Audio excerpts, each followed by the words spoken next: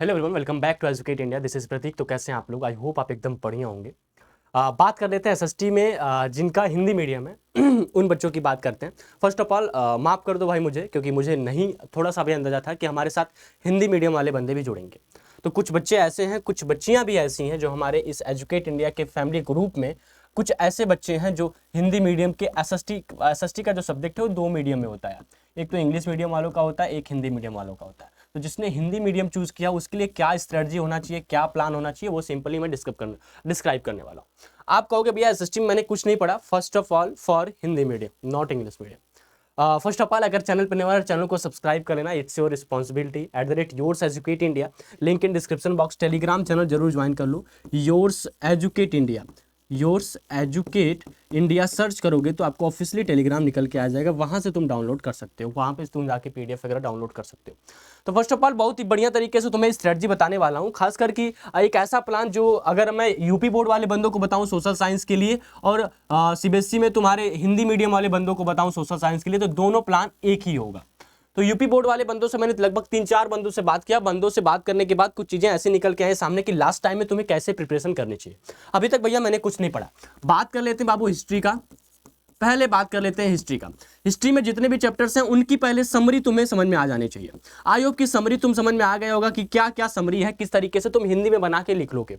और उसके बाद जब हिंदी में समरी बना के लिखोगे, जो डेट होते हैं, जो स्थान का नाम होता है, जो समय होता है, उसे तुम्हें ध्यान में देना पड़ेगा। और इसे तुम ध्यान में दे दिए, इन सब चीजों को तुम अगर एग्जामिनर मतलब जब तुम कॉपी लिख रहे हो, अगर तुमने कोई भी कहानी बना के लिखाया, तुमने कोई भी कहानी बना लिया, कहानी बनाने के दौरान अगर कुछ चीजें ऐसी होती हैं जो सन का नाम, स्थान का नाम, समय और उसका नाम, अगर ये सब चीज तुम्हारा एक्यूरेट होता है यानी सही माना जाता है, अगर इन सब चीजों को तुम फुल डिपेंडेंट हो कि नहीं भैया मैं फुल कॉन्फिडेंस के साथ कह रहा हूं कि ये जो डेट मैंने लिखा है ये 100% सही है, उसके नीचे अंडरलाइन कर देना। जब अंडरलाइन कर देना, जब एग्जामिनर कॉपी चेक करेगा तो उस अंडरलाइन पर उसका ध्यान जाएगा। जब अंडरलाइन पर ध्यान जाएगा इसका मतलब कि ये सन सही है, यह स्थान का नाम सही है, ये प्लेस ऐसा है, इसका नाम ये है, तब वहां पर तुम्हें पूरे मार्क्स मिलने के चांसेस हैं।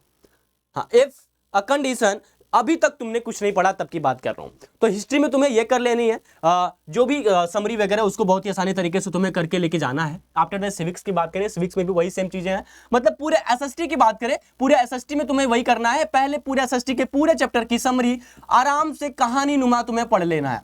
अब ऐसा नहीं कि तुम चलो लाइन बाय लाइन चीजें कवर करो, लाइन बाय लाइन नहीं, लाइन बाय लाइन तुम्हें चीजें नहीं कवर करना। हाँ, कब हुआ, क्यों हुआ, कैसे हुआ, किसने कराया, कहां कराया, क्यों कराया,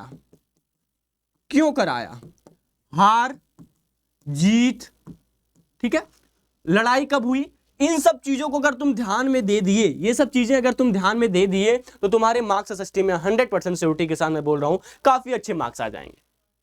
बस इन चीजों को तुम्हें ध्यान में रखने हैं कि क्या क्यों हुआ, किस कारण हुआ, किसके साथ हुआ, किन दोनों लोगों के बीच झगड़ा हुआ, क्यों, कौन हारा, कौन जीता, कौन पराजित हुआ, क्या चीजें ऐसी थी, मसला क्या था। तो उस कहानी को समझो और उस समय को, उस तिथि को, उस डेट को ध्यान में रख लेना।